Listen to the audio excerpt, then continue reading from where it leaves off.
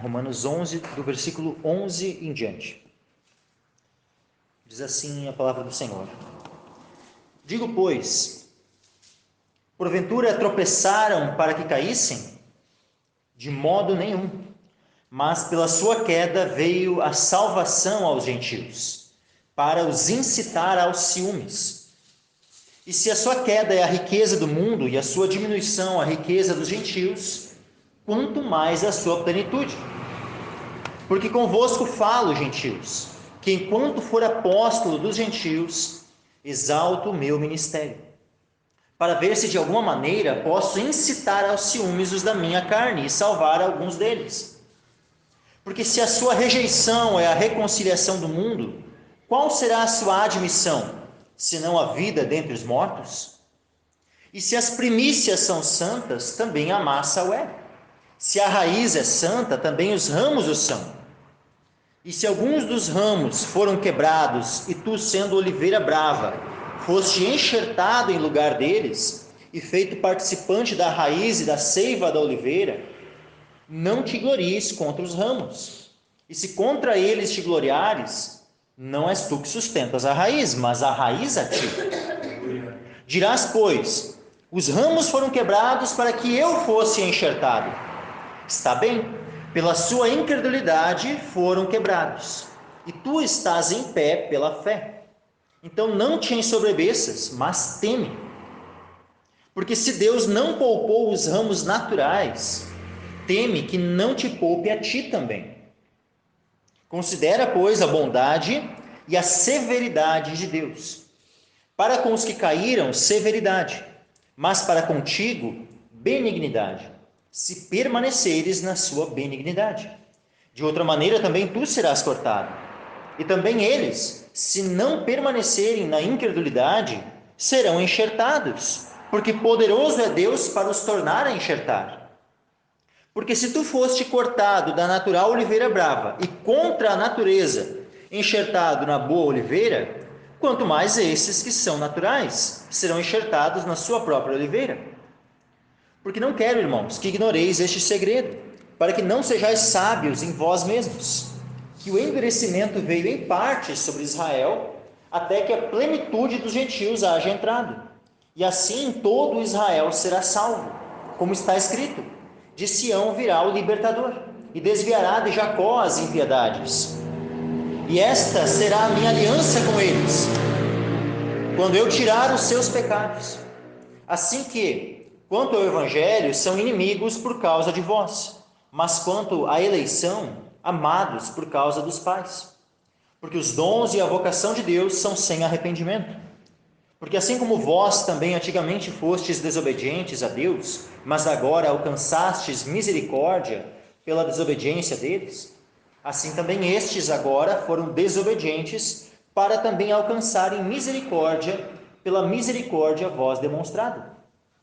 Porque Deus encerrou a todos debaixo da desobediência, para com todos usar de misericórdia. Ó profundidade das riquezas, tanto da sabedoria como do conhecimento de Deus! Quão insondáveis são os seus juízos, e quão inescrutáveis os seus caminhos! Porque quem compreendeu a mente do Senhor? Ou quem foi seu conselheiro? Ou quem lhe deu primeiro a ele, para que lhe seja recompensado? Porque dele e por ele e para ele são todas as coisas. Glória, pois, a ele eternamente. Amém. Amém. Glória a Deus. Podem se assentar.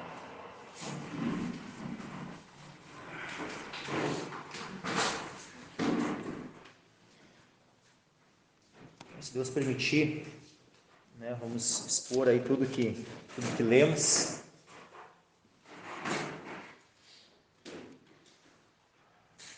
Versículo 11, diz assim: Digo, pois, porventura tropeçaram para que caíssem? Então os judeus aqui, que está em vista. Os judeus, eles tropeçaram para que caíssem. O objetivo de eles terem tropeçado é para que caíssem, e simplesmente é isso, acabou. Então eles tropeçaram, caíram, e esse é o propósito de Deus para os judeus. É isso? Qual é a resposta dessa pergunta? De modo nenhum. Então, o propósito de Deus ter permitido que os judeus tropeçassem e, consequentemente, após o tropeço caíram, não é o de permanecer caído. Não é simplesmente esse o fim de Deus ter permitido o tropeço da nação de Israel. Não é para que permanecessem caídos. De modo nenhum. Mas, qual foi o propósito? O primeiro propósito de Deus ter permitido o tropeço da nação de Israel e a sua queda é o seguinte, olha só: mas pela sua queda veio a salvação aos gentios. E depois, na sequência, para os incitar aos ciúmes. Então, o que acontece? Deus permite a queda da nação de Israel. Com isso, os gentios são alcançados, e os gentios sendo alcançados, eles causam ciúmes em Israel, e aí depois Israel volta para o Senhor. Então, esse, de modo mais amplo, e aí a gente tem que analisar esse propósito, esse plano. É algo que ele se cumpre ao longo da história, tá? Isso não é algo que se cumpriu lá na época do apóstolo Paulo, é algo que é um propósito revelado de Deus para a história da redenção. Então, se nós formos ver, isso aqui que está acontecendo, descrito nesse versículo, é algo que iniciou lá na época de Cristo e que perdura até hoje, e que a consumação disso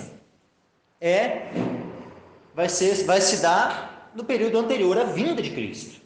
Então, durante todo esse período é o cumprimento desse propósito, desse plano de Deus aqui. Então, o objetivo de Deus não é que permitir o tropeço para que eles permanecessem caídos, mas, como diz aqui, pela sua queda veio a salvação aos gentios, para os incitar aos ciúmes. Então, os gentios sendo salvos, os judeus são incitados aos ciúmes. E se a sua queda é a riqueza do mundo, e a sua diminuição, a riqueza dos gentios, quanto mais a sua plenitude. Então, se o fato de os judeus caírem, se o fato de eles serem diminuídos, de aqueles que são os salvos dentro da nação, serem um número muito diminuído, perto, quem sabe, do que já foi em outros tempos anteriores à vinda de Cristo. Quem sabe houve épocas onde houvesse uma maioria do povo judeu que eram salvos. Sabe, houve períodos onde, lógico que houve períodos de apostasia. Olha a época de Elias, como ele fala, só eu, Senhor. Aí Deus, não, tem 7.000 que eu reservei para mim. Mas 7.000 dentre toda aquela nação, que era composta normalmente por milhões de pessoas. 7.000 é um número muito, muito pequeno. Mas ali era um período de apostasia, aquele período de Elias. Houve períodos de avivamento no meio da nação de Israel. E eu creio que nesse período de avivamento, creio que a maior parte da nação era salva. E não apenas uma parte tão pequenininha como no período ali na época de Elias. Mas nesse tempo, então, houve novamente uma diminuição. Foi um tempo de apostasia da nação de Israel. E é um tempo que, se nós formos analisar Israel como nação, como etnia, essa apostasia da nação, ela permanece até hoje. Porque, infelizmente, ao longo de todos esses séculos, até hoje, é apenas um remanescente no meio do povo judeu que tem sido salvo. A nação como um todo permanece endurecida, permanece caída. Essa é a realidade atual do povo judeu, e por isso nós precisamos orar por eles. Os irmãos desejam a vinda de Cristo, que o Senhor volte logo. Quero saber, uma das coisas que os irmãos podem fazer e que vai cooperar com o apressar dessa vinda? Orem para a salvação do povo judeu. Orem pela salvação de Israel nação, da etnia de Israel. Orem, porque nós vamos ver aqui, por esse texto aqui, fala bastante de escatologia também, eu quero trazer esses aspectos também. Que dentro do plano de Deus, a salvação da nação, ela está vinculada com a vinda de Cristo. Olha só, se a sua queda é a riqueza do mundo, se quando eles caíram, isso propiciou que os gentios fossem evangelizados, por que acontece? Eles estavam ali Só que aqui eu vou entrar num ponto, tá, meus irmãos? Tem muita gente que diz assim, se os judeus tivessem aceitado a Cristo, os gentios teriam se perdido. Né? E aí muita gente, né, entra numa linha assim como se... ainda bem que os judeus, né, rejeitaram, porque senão nós não seríamos salvos. Não é essa a questão. A gente não precisa chegar a essas conclusões erradas, tá? Porque essa é uma conclusão errada. A Bíblia não fala isso, de que se os judeus tivessem aceitado, aí os gentios todos teriam se perdido. Não vai encontrar essa afirmação na Bíblia. Deus poderia alcançar os gentios de outra forma, de uma forma diferente. Mas dentro do plano de Deus, que, como diz aqui, versículo 34, porque quem compreendeu a mente do Senhor? A gente não compreende porque que Deus planejou dessa forma, mas foi dessa forma que Deus planejou. Que os gentios fossem alcançados por meio da queda de Israel.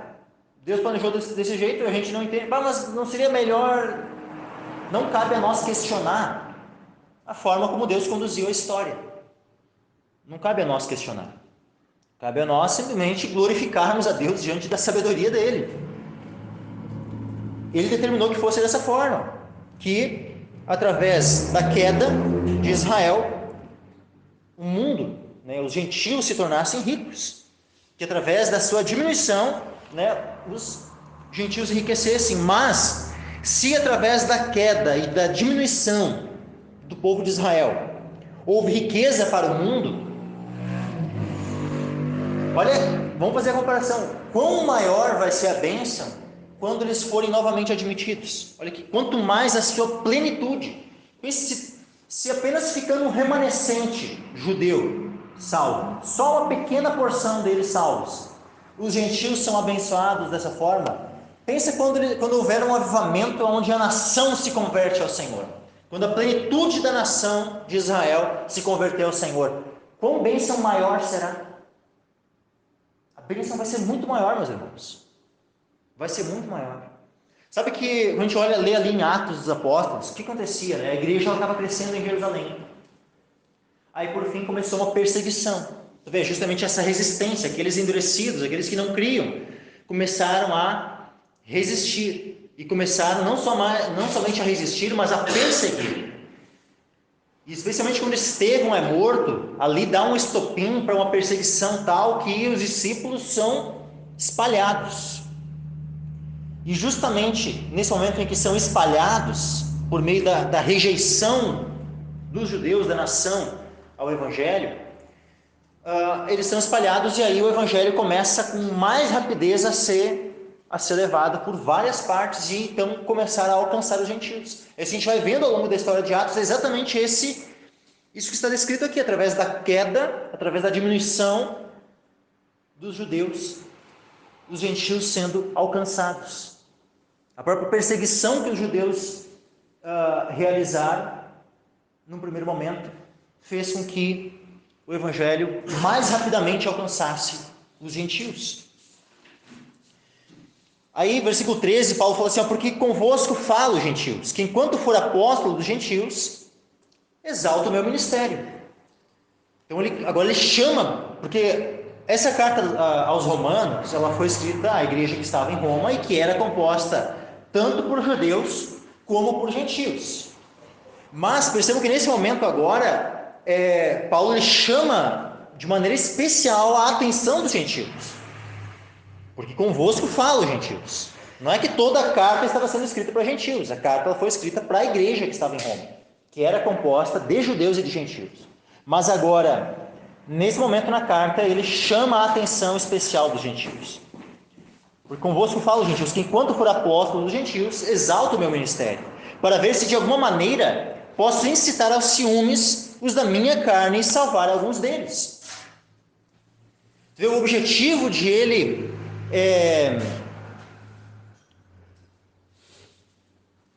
exaltar o seu ministério entre os gentios, de querer que o maior número de gentios fossem salvos, era fazer o quê?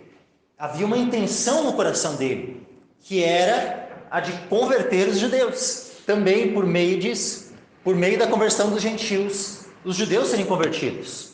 Como isso?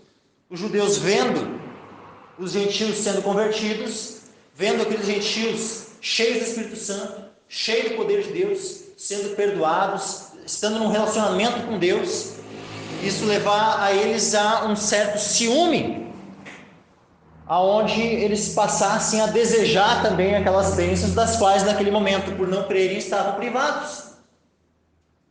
Então, estavam privados da bênção pela incredulidade, mas quem sabe vendo essa bênção sendo distribuída entre os gentios, por esse ciúme dos gentios, eles novamente, então, não, eu também quero para mim. E darem o passo de fé, crendo em Cristo e recebendo o Evangelho.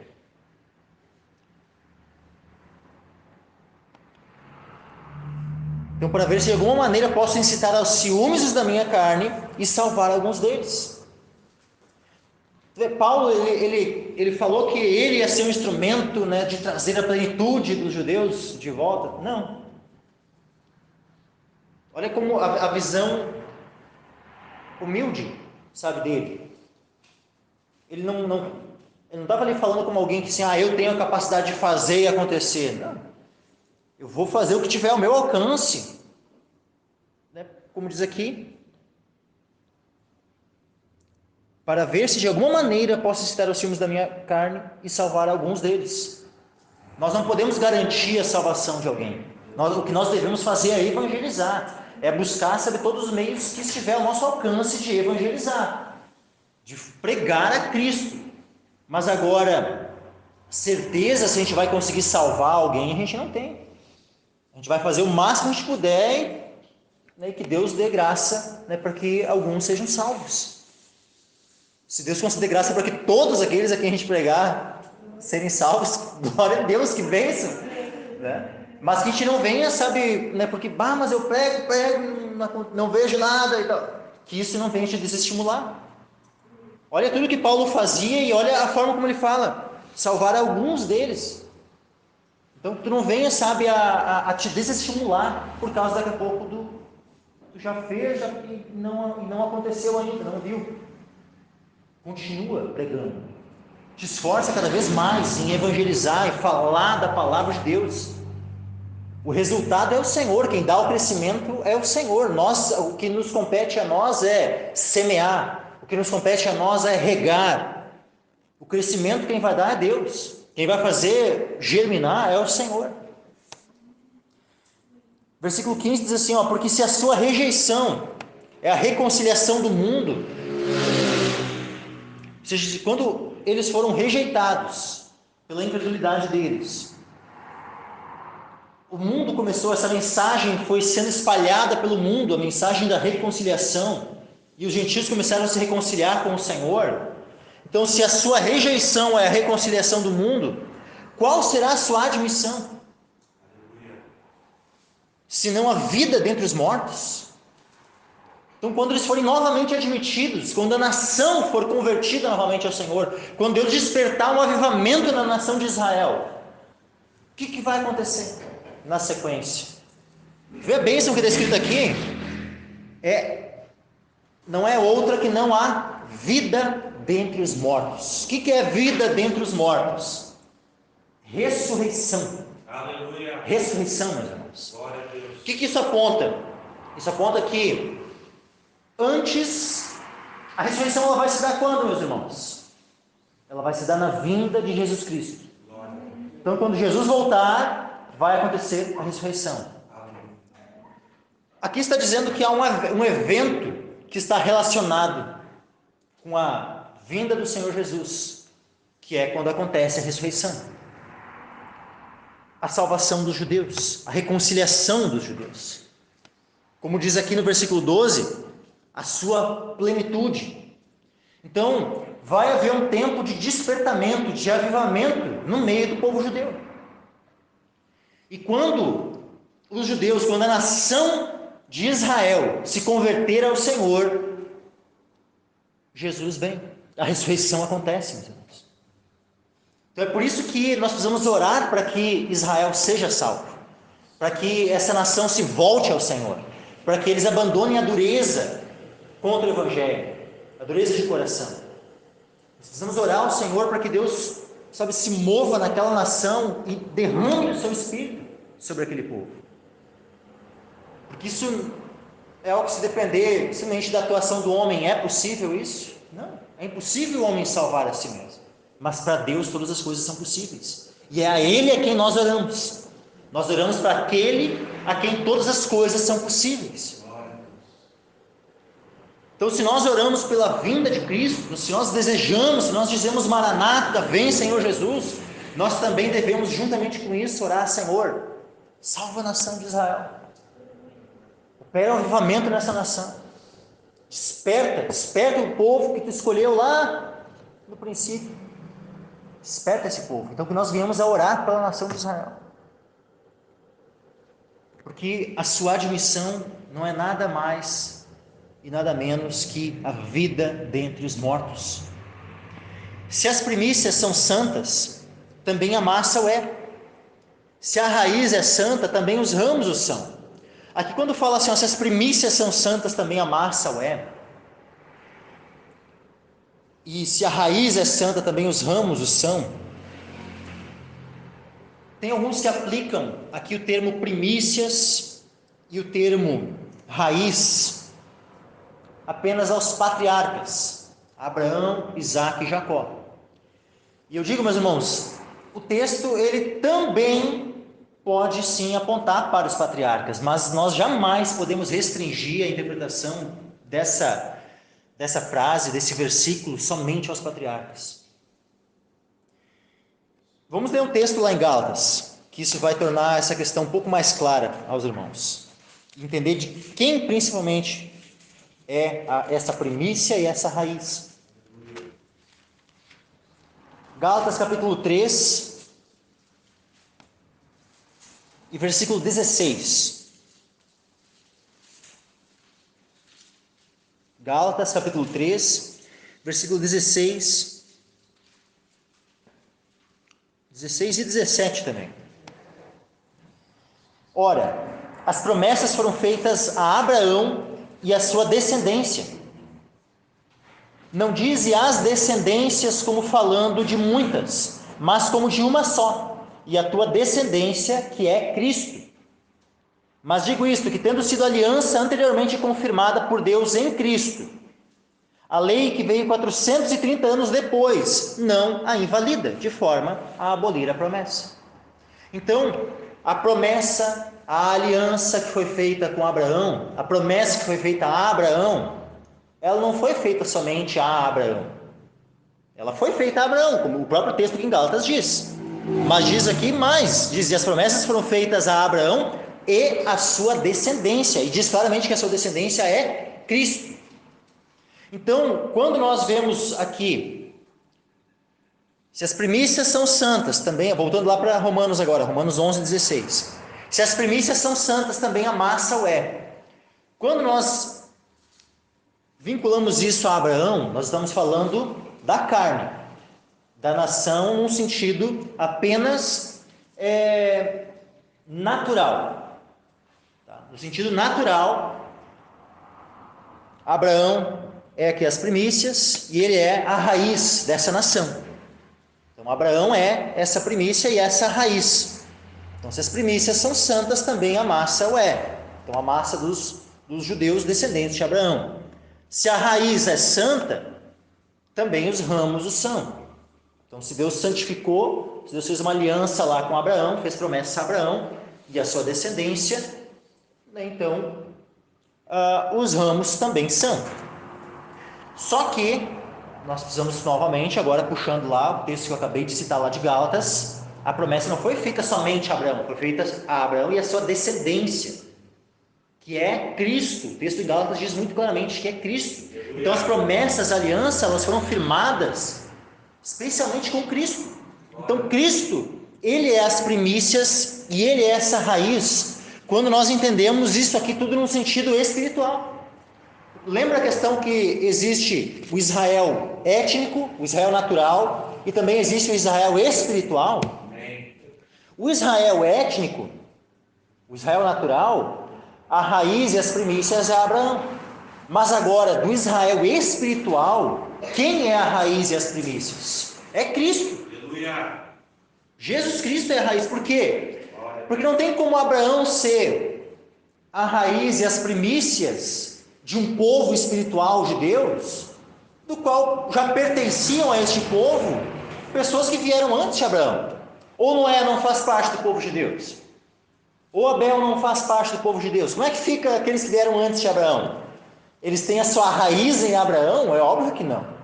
Mas agora o Evangelho já foi anunciado desde lá do Éden.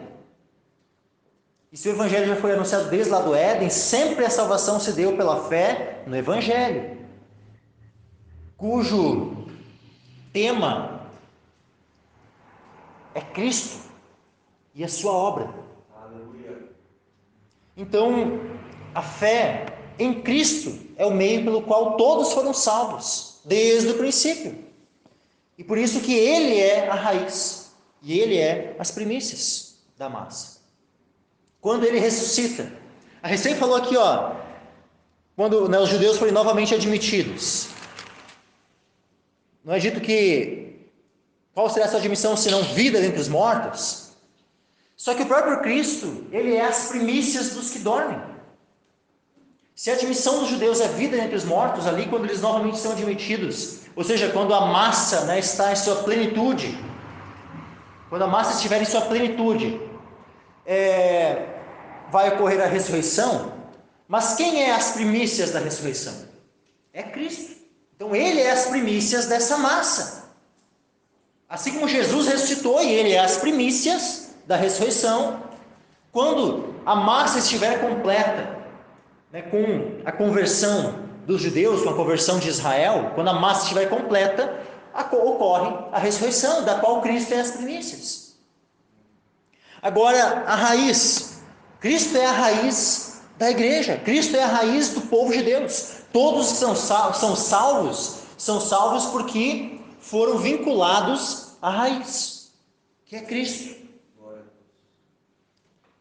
Aí diz assim, o versículo 17: se alguns dos ramos foram quebrados, e tu, sendo oliveira brava, foste enxertado em lugar deles, e feito participante da raiz e da seiva da oliveira, não te glories contra os ramos, e se contra eles te gloriares, não és tu que sustentas a raiz, mas a raiz a ti. Percebam que os israelitas, os judeus, eles são aqui descritos como os ramos, e é dito que alguns dos ramos foram quebrados, não é dito que todos os ramos foram quebrados. E se é alguns dos ramos que foram quebrados, e é dito, se não é dito que todos os judeus, mesmo o remanescente, que eles foram todos enxertados.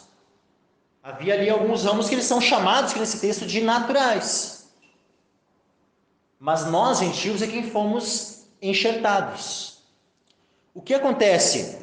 Isso mostra que, e aí muita gente pega e entende assim, agora eu quero trazer aqui uma comparação com algumas interpretações em relação a Israel e igreja. Eu já mencionei isso em algumas ministrações anteriores, mas eu quero novamente trazer isso. Alguns entendem que a igreja teria substituído Israel. Alguns entendem dessa forma, que a igreja teria substituído Israel. Só que percebam que o texto aqui está falando? Está falando que havia uma oliveira aqui e que Deus pegou e plantou uma nova oliveira, que é a igreja, da qual, então, o texto não fala que foi plantada uma outra oliveira. O texto fala que alguns ramos foram quebrados de uma oliveira que já existia. Alguns ramos foram quebrados. Quem foram esses ramos que foram quebrados? Os judeus incrédulos, aqueles que não receberam o Messias. Eles foram quebrados, mas a oliveira já estava ali. A oliveira já estava ali. Só alguns ramos, aqueles incrédulos, aqueles que não receberam a Cristo, foram quebrados. E os gentios foram enxertados nessa oliveira que já existia. Então percebam que essa oliveira, ela já existia. E ela não foi substituída, ela permanece. Então, a igreja, ela não substitui Israel. O que nós precisamos entender é que existe um Israel natural. Esse Israel natural, ele foi um povo eleito por Deus. Foi um povo eleito. E essa eleição, ela não foi anulada. A eleição de Israel como um povo, ela não foi anulada. E ela nem foi substituída pela igreja. A questão é que existe o Israel natural e existe um Israel espiritual. Esse Israel espiritual é a igreja. E esse Israel espiritual, nós podemos chamar assim de Israel espiritual, mas nós podemos chamá-lo de igreja, nós podemos chamá-lo de povo de Deus. Esse povo ele já existe desde o princípio, desde antes de Israel existir. Essa oliveira da qual Cristo é a raiz, ela já existe desde o Éden, meus irmãos. Ela não é algo essa oliveira, no sentido aqui que alguns ramos foram quebrados, onde nós fomos enxertados, é uma oliveira que ela já existe espiritualmente desde o Éden. Porque as promessas, né, de que o Messias ia vir foi feito lá ainda para Adão e Eva, assim que eles caíram. Que ia vir aquele que, a semente da mulher, queria esmagar a cabeça da serpente. Ali estava falando de Cristo. Ali já era a promessa da vinda do Messias. E se Adão e Eva creram nessa promessa, eles já faziam parte dessa oliveira. Da mesma forma Abel, que agradou a Deus pela fé. Como é que se permanece nessa oliveira? Pela fé. Como é que é removido? Pela incredulidade. Abel era crente ou não era? Então, ele era crente. Então, ele estava unido à oliveira. E assim por diante, Noé. Noé era crente ou não era? O que Hebreus 11 fala? Ele agradou a Deus como? Foi pela fé. Se Noé era crente no Senhor, então ele estava unido a essa oliveira. Abraão, ele é chamado o pai da fé. Então Abraão estava unido a essa oliveira. E aqui eu estou falando da oliveira que é Cristo, e da qual a igreja é o seu corpo. E se a igreja é o corpo de Cristo, e somente alguém pode ser salvo crendo em Cristo, então todos aqueles que creem em Cristo são unidos a Ele pela fé. Isso desde o princípio do mundo, desde Abel em diante. Mas agora houveram promessas, né, que foram feitas de maneira muito específica a Israel, no sentido assim, Abraão, Isaac, Jacó. Como a gente viu ali, por exemplo, em Romanos 9, né, que são israelitas, dos quais é a adoção de filhos, e a glória, e as alianças. Então elas foram feitas para Abraão, Isaac, Jacó, né, e a sua descendência. E por muito tempo, a igreja, ela praticamente se identificava com a própria nação de Israel. Por isso que muitas vezes parece, sabe, uma coisa assim tão difícil de... Mas a igreja é o povo de Deus. A igreja é a congregação do Senhor, a qual sempre esteve presente ao longo da história. E aí, o que acontece? Alguns ramos, ou seja, os judeus que não creram, que não receberam o Messias, alguns ramos foram quebrados. E se alguns dos ramos foram quebrados, e tu, sendo oliveira brava, foste enxertado em lugar deles, e feito participante da raiz e da seiva da oliveira,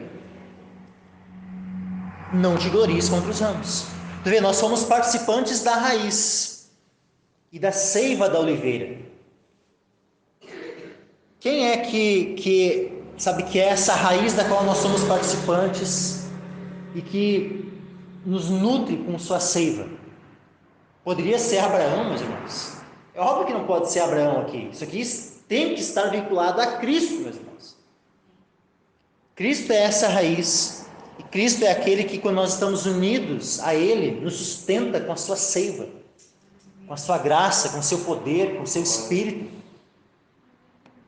E aí, Diz assim, ó, não te glories contra os ramos, e se contra eles te gloriares, não és tu que sustentas a raiz, mas a raiz é ti. Então nós somos sustentados por Cristo. Não somos nós que sustentamos a Cristo, é Ele que sustenta nós. Versículo 19, dirás, pois, os ramos foram quebrados para que eu fosse enxertado. Estás bem, está bem, pela sua incredulidade foram quebrados, e tu estás em pé pela fé. Então não te ensoberbeças, mas teme.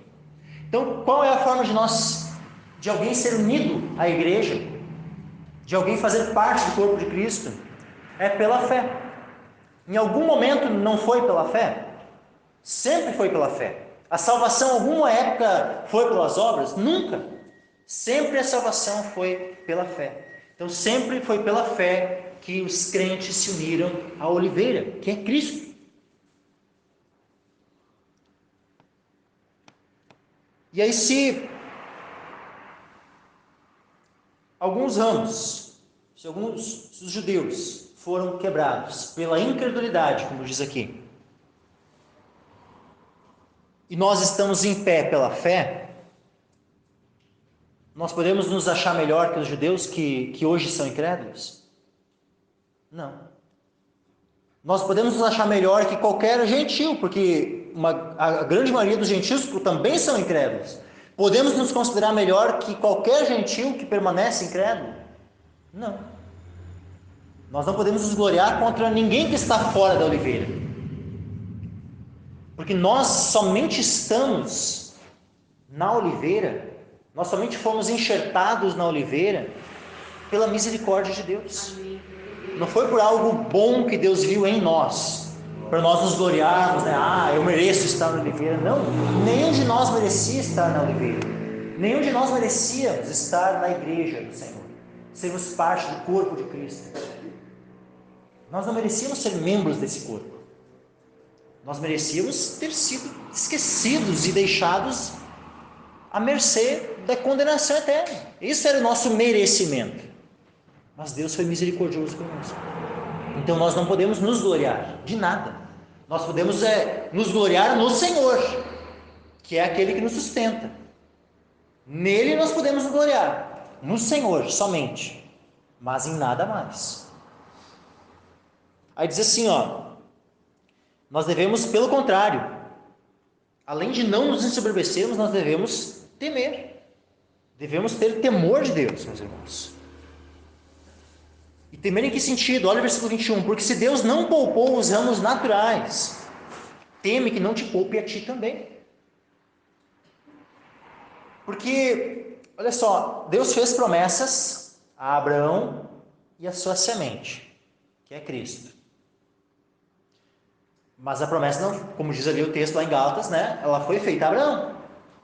Ela não foi feita, né? Ela foi feita, lógico, a sua semente, mas ela foi feita também a Abraão. Abraão foi aquele, né, receptor da promessa. Abraão, Isaac, Jacó. Deus se revela como Deus de Abraão, Isaac e Jacó. É interessante que há um princípio que Deus revela que Ele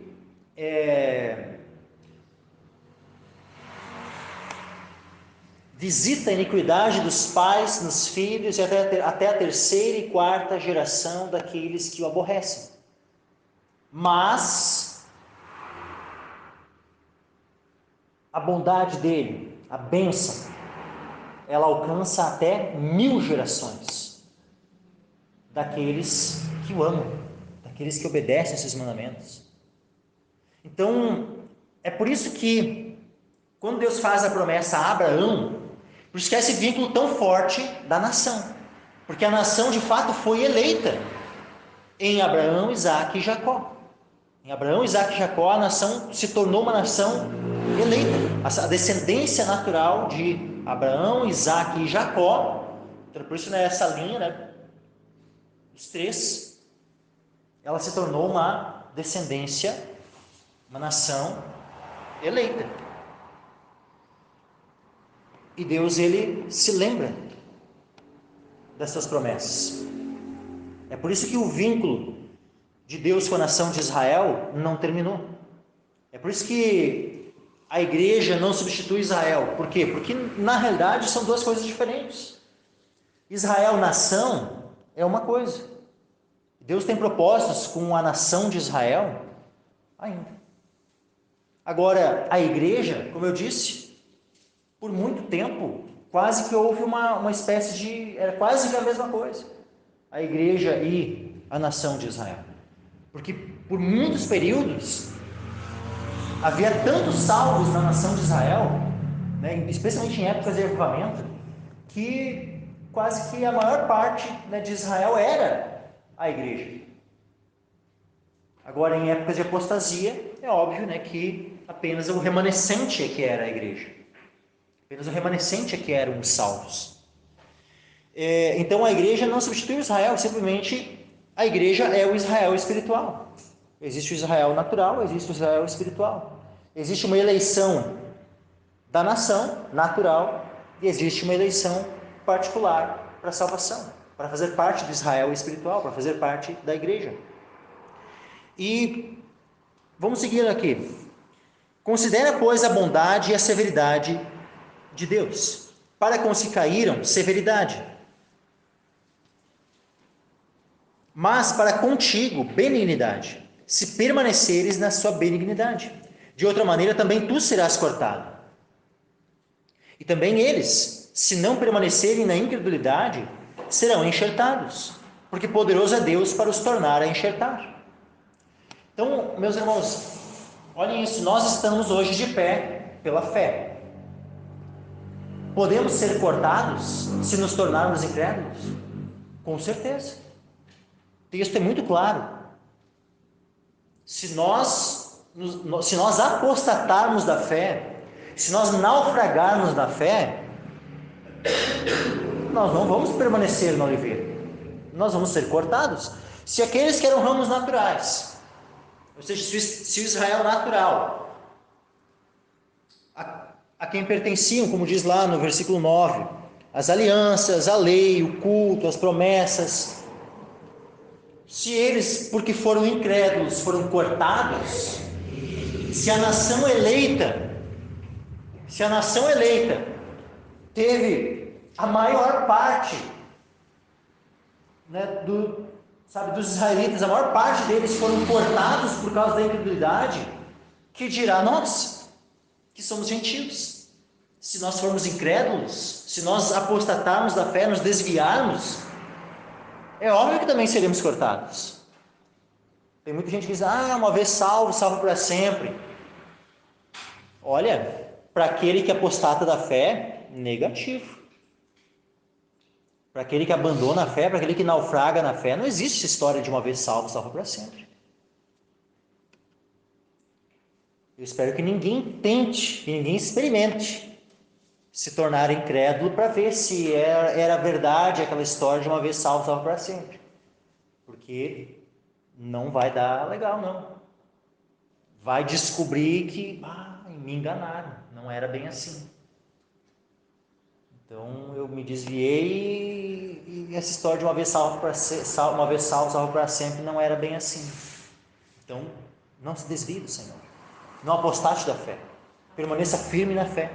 Alguém só permanece na oliveira se permanecer na fé. Se está de pé pela fé. Mas agora, de outra maneira, né, se tu te tornar incrédulo, também tu será cortado. E também eles, se não permanecerem na incredulidade, olha que coisa tremenda. Qualquer pessoa que não permanecer na incredulidade, que voltar à fé, pode ser novamente enxertado. Porque Deus é poderoso para os tornar a enxertar. Porque se tu fosse cortado na natural oliveira brava e contra a natureza enxertado na boa oliveira, quanto mais esses que são naturais serão enxertados na sua própria oliveira. Então, nós não fazíamos parte de uma nação eleita. Os judeus faziam parte da nação eleita. Se nós, que não fazíamos parte da nação eleita, fomos enxertados quando cremos na boa oliveira, quanto mais aqueles que fazem parte dessa nação eleita, se abandonarem a sua incredulidade e passarem a crer no Messias, passarem a crer em Cristo, mais ainda, né, eles serão enxertados na sua própria oliveira. Porque não quero, irmãos, que ignoreis este segredo, para que não sejais sábios em vós mesmos, que o endurecimento veio em parte sobre Israel, até que a plenitude dos gentios haja entrado.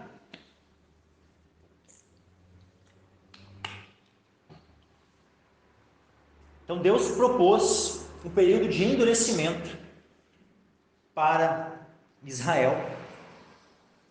Então o endurecimento veio em parte, e ainda não é um endurecimento completo, né, porque sempre há um remanescente no meio do povo judeu que é crente no Evangelho. Ao longo desses séculos, sempre houveram judeus se convertendo, por mais que sempre foi uma minoria no meio da nação como um todo. Por isso que o endurecimento veio em parte. Sempre isso é ressaltado, sempre é um remanescente, nunca foi um endurecimento completo da nação. O endurecimento veio em parte sobre Israel, até que a plenitude dos gentios haja entrado. E vai haver um tempo, então, onde Deus vai... Bom, Deus está trabalhando, né, hoje, entre os gentios, o Evangelho sendo anunciado a todas as nações. Quando a plenitude dos gentios houver entrado, o que vai acontecer? Assim, todo Israel será salvo, como está escrito: de Sião virá o libertador e desviará de Jacó as impiedades. E esta será a minha aliança com eles quando eu tirar os seus pecados. Então, são citados aqui 2 textos de Isaías para provar que Deus tem promessas específicas para a nação de Israel, para perdão deles, para a salvação deles. Assim que, quanto ao Evangelho, são inimigos por causa de vós, mas quanto à eleição, amados por causa dos pais. E aqui está falando de que eleição? Está falando da eleição natural, da eleição da nação de Israel, da eleição da qual eles fazem parte por serem descendência de Abraão, Isaque e Jacó.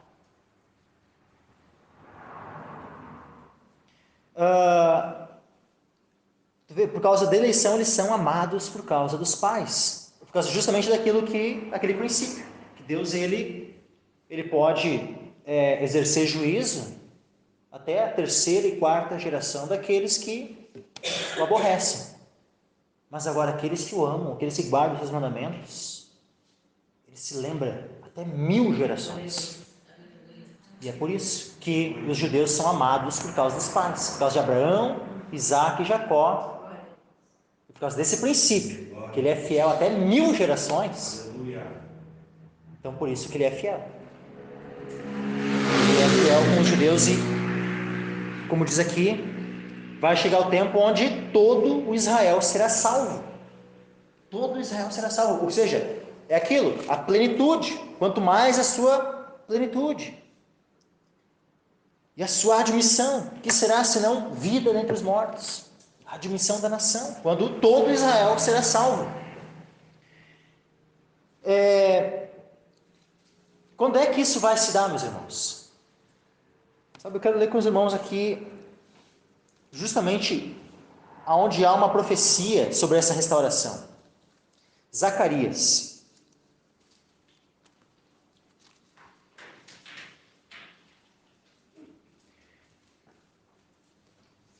Zacarias capítulo 12.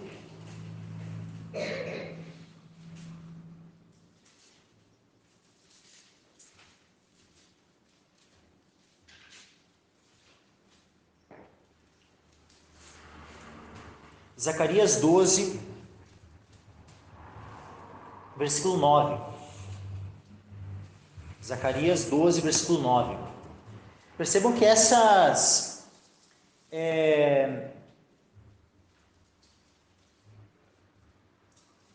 profecia aqui, ela teria como se cumprir se Israel não tivesse... Bom, lógico, deixa eu primeiro falar sobre o que fala a profecia, né? Para depois vocês poderem dar uma resposta para a pergunta. Essa profecia que ela só pode se cumprir se Israel estiver na terra, estivesse habitando na terra de Israel. Então, enquanto os judeus estivessem espalhados entre as nações, não seria possível o cumprimento dessa profecia aqui. Mas os judeus, eles retornaram à sua terra. Em 1948, Israel voltou a ser um país, ou seja, a nação de Israel voltou a estar, num território, formando novamente um país, e no território de Israel. Jerusalém já é considerada, não por todos os países, mas alguns países já reconheceram Jerusalém como a capital de Israel. Até pouco tempo era Tel Aviv. Muitos países, na verdade, ainda reconhecem Tel Aviv como a capital. Mas, olha, há uma centralidade aqui em Jerusalém. E nos tempos do fim vai haver uma centralidade em Jerusalém. O que vai acontecer anterior à vinda de Cristo? Quando nós vemos lá em Apocalipse, no capítulo 16, existem 7 taças da ira de Deus. Essas 7 taças vão sendo derramadas. Quando é que elas vão ser derramadas, essas 7 taças? Vai surgir o anticristo, no período da grande tribulação. O anticristo vai surgir, ele vai estabelecer o seu reino, ele vai poder governar por 3 anos e meio. Por 3 anos e meio ele vai ter domínio, autoridade sobre as nações. E no período final do seu governo, de 3 anos e meio, que vai ser justamente então, já aquele período anterior, aquele período anterior à vinda de Cristo, no período final do governo do anticristo, é que as taças da ira vão ser derramadas. As taças da ira vão ir sendo derramadas ali, uma após a outra. Quando a 6ª taça é derramada, o rio Eufrates vai se secar, para que os exércitos do Oriente venham e se direcionem até o Vale de Megido, e aconteça uma batalha reconhecida como a Batalha de Armagedon. O Vale de Megido, para que os irmãos entendam, é um vale que está ao norte de Jerusalém. Então, está lá a cidade de Jerusalém, e a região ao norte, não é que está logo ali, que eles podem ver, mas há toda uma região ao norte, é todo um vale assim, onde já ocorreram muitas batalhas, mas é um vale que é chamado Vale de Megido, e a palavra Armagedon, ela aponta para esse Vale de Megido. Por isso que a batalha de Armagedon, ela é a batalha que acontece, ou pelo menos que ela se inicia ali no Vale de Megido. Então, o que acontece? Esses exércitos, eles vão, quando a 6ª taça, olha só, são 7 taças, Quando a 6ª taça for derramada, o Eufrates se seca, para que esses reis se reúnam para a peleja no Vale de Megido, ao norte, que está ao norte de Israel, ao norte de Jerusalém. O objetivo deles vai ser se reunir lá para quê? Para atacar Jerusalém e para destruir a nação de Israel. Esse é um dos objetivos. Mas o que vai acontecer?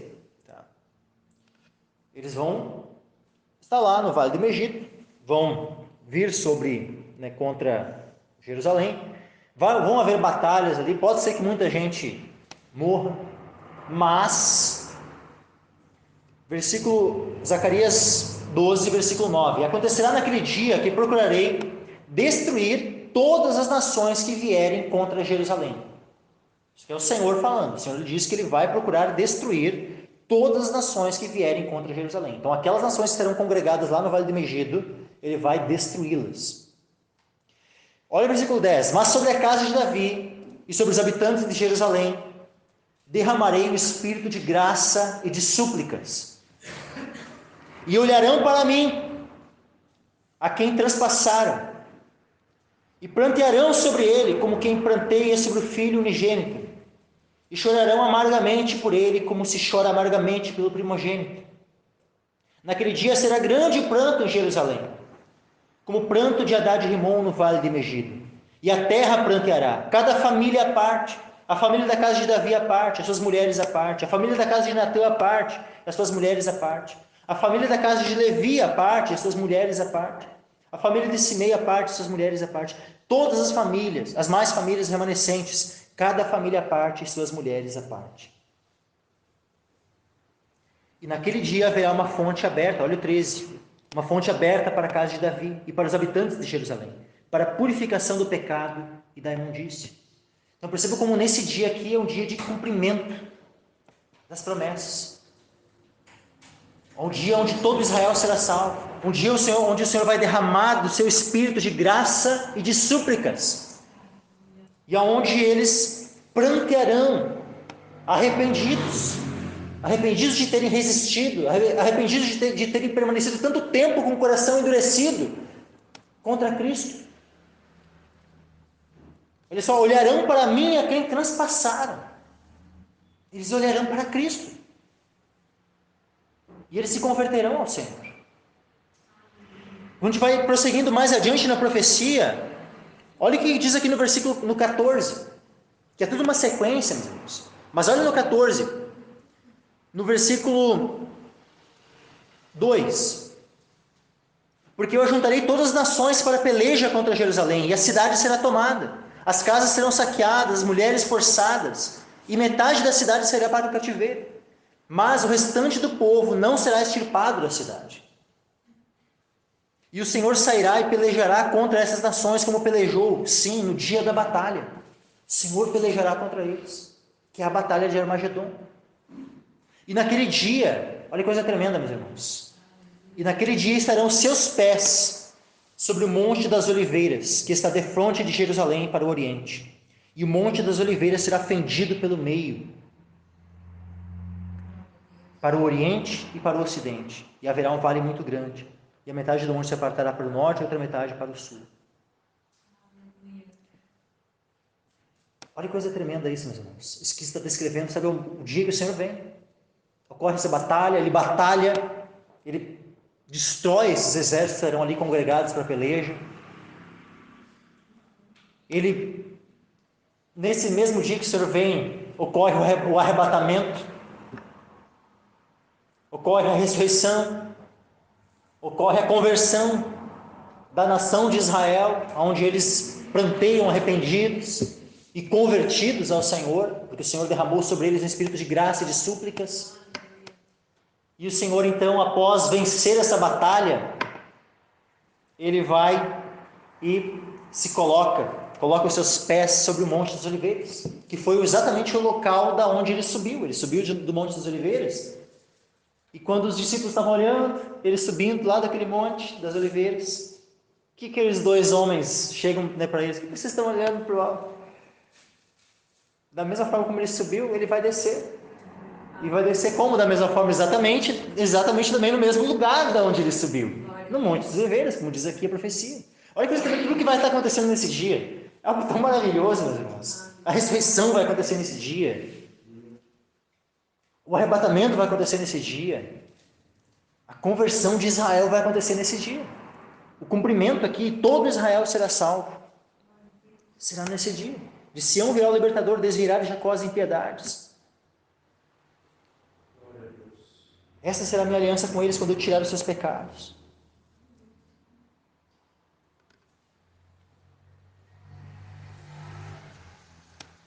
Assim que, quanto ao Evangelho, são inimigos por causa de vós, mas quanto à eleição, amados por causa dos pais. Porque os dons e a vocação de Deus são sem arrependimento. Então, uma vez que Deus escolheu, agora voltei aqui para Romanos, tá? Romanos 11, 29, porque os dons e a vocação de Deus são sem arrependimento. E aqui fala especialmente em relação à eleição. Uma das aplicações desse dons e vocação de Deus são sem arrependimento. Porque uma vez que Deus elegeu, que Deus escolheu a nação de Israel, ela deixou de ser uma nação escolhida? Não deixou de ser. Porque os dons, como diz ali, quanto à eleição, amados por causa dos pais. Porque os dons e a vocação de Deus são sem arrependimento. Então, uma vez que Deus escolheu essa nação, Deus escolheu. Ele não se arrependeu. Eles não deixaram de ser uma nação escolhida. Eu não estou dizendo com isso que toda nação é salva. Mas, olha como o propósito de Deus para a salvação dessa nação escolhida permanece. Por causa do quê? Por causa especialmente dessa eleição. Que é, como diz aqui, um dom, uma vocação de Deus que é sem arrependimento. Então Deus não substituiu porque se Deus tivesse substituído, ele teria se arrependido, ele teria, né? Então, não vou mais trabalhar com eles, ponto. Me arrependi de ter escolhido eles, agora eles não são mais escolhidos, eu substituí eles pela igreja. Não existe isso. São duas coisas distintas. Israel, como nação, é uma nação eleita. Deus, por graça, decidiu também trabalhar, né, de maneira tão grandiosa no meio dos gentios. Mesmo os gentios não sendo uma nação eleita, ou nações eleitas. Mas Deus elegeu vários dentre os gentios para serem salvos. E aí agora podemos também aplicar isso quanto à eleição. Agora, eleição individual, o mesmo princípio. Se na eleição coletiva do povo de Israel, isso é uma verdade, de que os dons e a vocação de Deus são sem arrependimento, é óbvio que o mesmo vale para a eleição individual. Então, aqueles que Deus elegeu, como diz lá, aqueles a quem Ele dantes conheceu, aqueles que Deus elegeu lá desde antes da fundação do mundo, pode haver algum arrependimento da eleição desses, daqueles que Deus elegeu antes da fundação do mundo? Pode haver algum tipo de arrependimento da parte de Deus? Eu elegi lá, nem existia mundo ainda, eu elegi. Mas me arrependi de ter elegido esse carinha aí. Pode acontecer algo assim, será? É óbvio que não, irmãos. O chamado, o dom e a vocação de Deus são sem arrependimento. Quero que os irmãos entendam aqui, dons, tá? Até para tornar até mais claro isso aqui. A palavra dons aqui, ela aparece outras vezes aqui em Romanos. Especialmente quero abrir com os irmãos Romanos capítulo 5. Romanos 5, versículo 15. Olha só, Romanos 5, versículo 15. Mas não é assim o dom gratuito como a ofensa. Porque se pela ofensa de um morreram muitos, muito mais a graça de Deus e o dom pela graça, que é de um só homem, Jesus Cristo, abundou sobre muitos. E não foi assim o dom como a ofensa, por um só que pecou. Porque o juízo veio de uma só ofensa, na verdade, para a condenação. Mas o dom gratuito veio de muitas ofensas para a justificação. Porque se pela ofensa de um só a morte reinou por esse, muito mais os que recebem a abundância da graça e do dom da justiça reinarão em vida por um só, Jesus Cristo. Pois assim como por uma só ofensa veio o juízo sobre todos os homens para a condenação, assim também por um só ato de justiça veio a graça sobre todos os homens para a justificação de vida. Então, no contexto aqui de Romanos 5, esse dom que é mencionado aqui em Romanos 5, o que é isso? É a justificação, meus irmãos. Então, a justificação é esse dom. É o quê? É o dom da justiça, como falou ali. É um dom gratuito, é um dom que é dado por graça, não é por mérito. Nós não somos justificados pelas obras, mas pela graça. Então, esse dom é o dom, como diz no versículo 17, é o dom da justiça, ou seja, é a justificação. Lógico que o termo dom ele pode se aplicar a outras coisas também. A gente vai ver, por exemplo, até em Romanos 12, né, que esse mesmo termo dom também pode se aplicar a outras coisas. Existe, uma interpretação aqui equivocada, tá? De os dons e a vocação de Deus são sem arrependimento. Por exemplo, alguns entendem, né, que alguém que recebeu um dom, por exemplo, recebeu o dom de profecia. Então, uma vez que Deus deu o dom de profecia, esse dom seria sem arrependimento. A pessoa nunca mais iria perder aquele dom. Podia se desviar. Eu já vi gente usando esse versículo aqui, porque os dons e a vocação de Deus são sem arrependimento. Tipo assim, uma vez que Deus deu o dom, a pessoa não perderia mais o dom. Aí estaria, né, o cara lá estava desviado, né, e quando ele estava lá profetizando lá e tal, porque o dom é sem arrependimento, né, e tal, e dizem assim. Sim, meus irmãos, não é por aí, tá? Não é por aí. Os dons, né, espirituais, né, dom de curas, dom de línguas, dom de profecia, né, esses dons aí, Deus pode conceder, Ele pode tirar. Aqui não está falando desse tipo de dons aqui. O contexto aqui não está falando de dons espirituais. O contexto aqui, né, de dom e vocação, é justamente dom e vocação onde está vinculado à eleição. É isso. Tá? Então, está vinculado à eleição. Olha só, mas, vamos lá. Aplicando aqui a eleição individual, tá? Se dons, nós vamos entender o dons no sentido, né, da eleição individual, como justificação e a vocação. Vocação é o chamado. Olha que coisa interessante. Lá em Romanos 8, quando diz assim, ó, versículo 30. E aos que predestinou, a estes também chamou. E aos que chamou, então o chamado aqui é vocação. E aos que chamou, a estes também justificou. E a justificação, ela é dom da justiça. E aos que justificou, a esses também glorificou. Então, aqui, meus irmãos, quando fala assim, ó, quanto à eleição, amados por causa dos pais, porque os dons e a vocação de Deus são sem arrependimento. Então, o que acontece? Um eleito, tá? Um eleito, ele não perde a salvação. O eleito. Eu não disse que alguém, que a gente pode estar aqui, tranquilinho, vivendo, que, então eu posso perder a fé, que, eu sou um eleito, então, né, então tá tudo... Não é essa a argumentação que nós podemos fazer em nossa mente.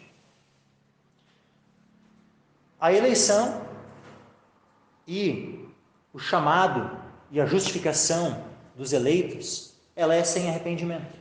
E vai ter imagina, é algo que já iniciou desde antes da fundação do mundo, então não pode haver mudança nisso, não pode haver arrependimento nisso. Os eleitos, tá?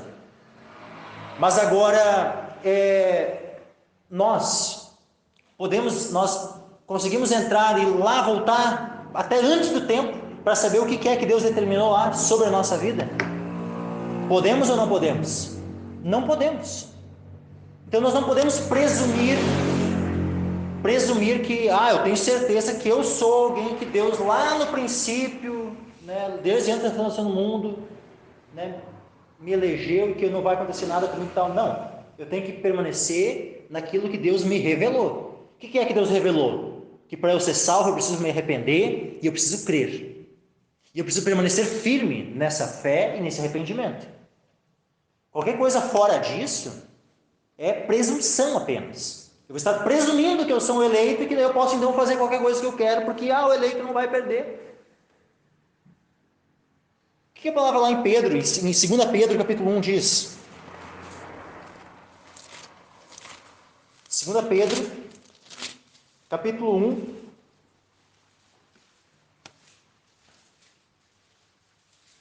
e versículo 10. 2 Pedro 1, versículo 10. Portanto, irmãos, procurai fazer cada vez mais firme a vossa vocação e eleição, porque fazendo isto, nunca jamais tropeçareis. Então, nós devemos procurar fazer cada vez mais firme a nossa vocação, ou seja, o nosso chamado e a nossa eleição. Como é que nós podemos fazer isso? Como é que eu posso fazer cada vez mais firme a minha vocação e eleição? Olha aqui o que diz antes, no capítulo aqui. 1 Pedro, capítulo 1, versículo 5. E vós também, pondo nisto mesmo toda a diligência, acrescentai a vossa fé a virtude o conhecimento. Mas eu quero chamar a atenção aqui, diligência. Pense numa pessoa diligente, tá? O que é uma pessoa diligente? É uma pessoa esforçada. É o oposto do preguiçoso. É o oposto daquele que cruza os braços e não faz nada. E acha que pode, ficar sem fazer nada e que está tudo bem. Quem não faz nada, quem cruza os braços é preguiçoso. É o oposto de uma pessoa diligente. Só que o texto, aqui em 2 Pedro, diz assim, pondo nisto mesmo, não diz apenas a vossa diligência, diz toda a diligência. Então nós precisamos, se nós queremos confirmar, tornar cada vez mais firme a nossa vocação e eleição, ter certeza de que eu sou um eleito, eu preciso pôr nisso toda a minha diligência. No que eu tenho que pôr toda a diligência? Acrescentando a minha fé, que é o meio pelo qual eu fui salvo, pela fé, mas eu preciso acrescentar a minha fé a virtude o conhecimento, e ao conhecimento a temperança, e a temperança a paciência, e a paciência a piedade, e a piedade o amor fraternal, e o amor fraternal o amor. Aqui fala do amor de irmão, amor fileu, e o amor, por fim ali, é o amor ágape. Porque se em vós houver e abundarem estas coisas, toda essa lista aqui na qual nós devemos aplicar toda a nossa diligência. Se isso tudo houver em nós e abundar em nós, essas coisas não nos deixarão ociosos, nem estéreis no conhecimento de nosso Senhor Jesus Cristo. Então nós não seremos ociosos e nem estéreis. Alguém ocioso e estéril não pode ter certeza nenhuma de que é um eleito, de que está salvo, ou coisa do tipo. Só pode ter aquela certeza, de salvação e permanecer firme aquele que justamente permanece firme, que permanece com diligência, com toda a diligência, sabe? Tendo tudo isso, crescendo em tudo isso. Esse pode ter certeza da sua salvação. Esse pode, não, eu creio que eu sou um eleito e tal, mas ele continua perseverando, continua ali, pondo nisso toda a sua diligência, acrescentando na fé a virtude, temperança e tudo mais. Se em vós houver e abundarem essas coisas, não vos deixarão ociosos nem estéreis no conhecimento de nosso Senhor Jesus Cristo.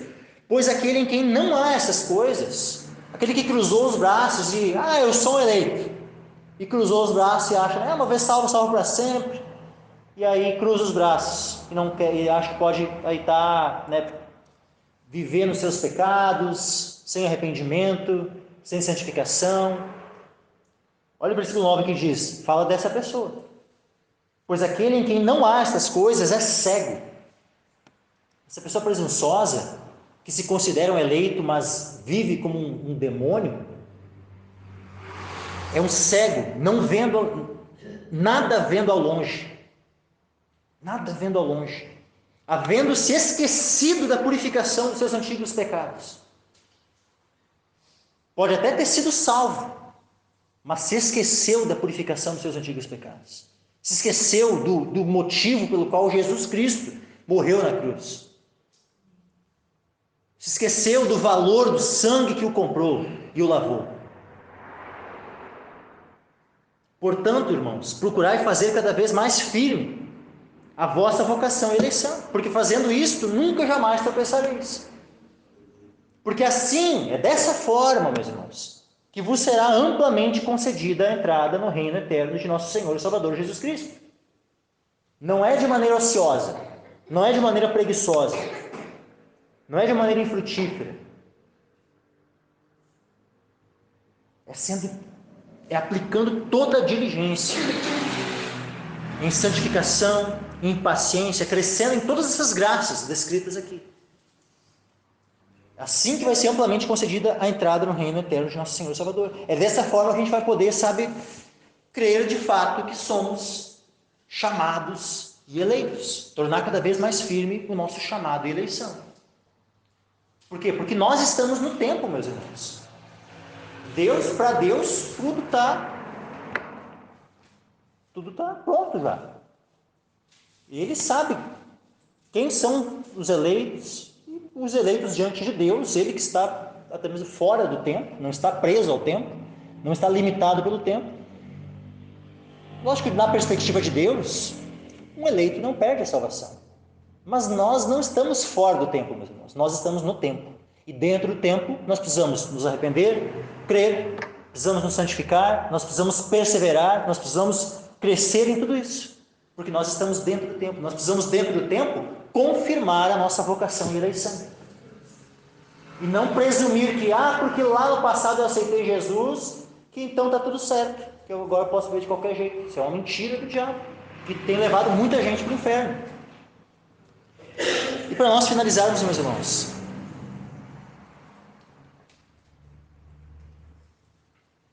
versículo 30, porque assim como vós também antigamente fostes desobedientes, Romanos 11, 30, porque assim como vós também antigamente fostes desobedientes a Deus, mas agora alcançastes misericórdia pela desobediência deles, assim também estes agora foram desobedientes, para também alcançarem misericórdia pela misericórdia a vós demonstrada. E aqui, meus irmãos, eu quero chamar a atenção para duas coisas. Que, assim como a desobediência, a incredulidade dos judeus motivou, ou foi um instrumento para salvação dos gentios, para Deus exercer, demonstrar misericórdia para com os gentios. Mas, justamente o fato de nós termos recebido misericórdia da parte de Deus, nós devemos orar pelos judeus, devemos nos esforçar pela conversão deles, porque é dito aqui que assim também estes agora foram desobedientes, para que também alcancem misericórdia pela misericórdia a vós demonstrada. Ou seja, isso implica que eles vão ser salvos também por nosso meio, porque é pela misericórdia a nós demonstrada. Ou seja, uma vez nós sendo salvos, nós podemos novamente então orar, podemos evangelizá-los e sermos instrumentos na salvação deles. Porque Deus encerrou a todos debaixo da desobediência, para com todos usar de misericórdia. E quando é dita essa frase, porque Deus encerrou a todos debaixo da desobediência, porque primeiro os gentios eram desobedientes e depois alcançaram misericórdia. Agora os judeus que estão debaixo da desobediência, mas no fim já está profetizado, já está, então é algo certo que vai acontecer. Eles também vão alcançar misericórdia. Então Deus encerrou todos debaixo da desobediência para com todos usar de misericórdia. E aí então é que vem essa exclamação: ó profundidade das riquezas, tanto da sabedoria como do conhecimento de Deus. Quão insondáveis são os seus juízos e quão inescrutáveis os seus caminhos. Porque quem compreendeu a mente do Senhor? Ou quem foi seu conselheiro? Imagina, quem podia traçar um plano desses? Quem de nós iria traçar um plano desses para a história? Tenho certeza que nenhum de nós. Somente o Senhor. Ou quem lhe deu? Mas daí agora alguém podia dizer, mas por que Deus fez assim? Não compete a nós questionar a Deus. Ou quem lhe deu primeiro a ele para que ele seja recompensado? Alguém poderia reclamar, mas os judeus, então, por que Deus não salvou, já não opera a salvação de toda a nação antes? A gente poderia achar, por que só lá no final? Por que não antes? Cabe a nós fazer esse questionamento? Não cabe a nós fazer esse questionamento.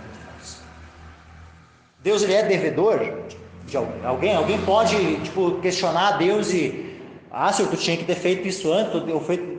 Não cabe a nós questionamento algum. Deus não é devedor a ninguém.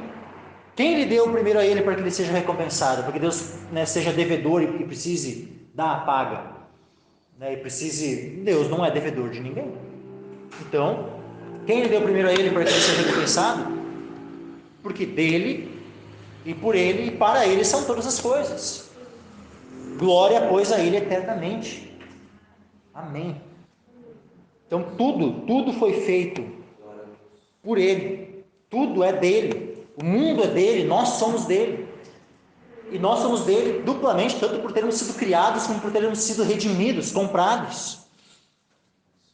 Então, tudo é dele, é por ele. Todas as coisas, o plano, todo esse plano grandioso que Deus traçou, o objetivo principal é nós?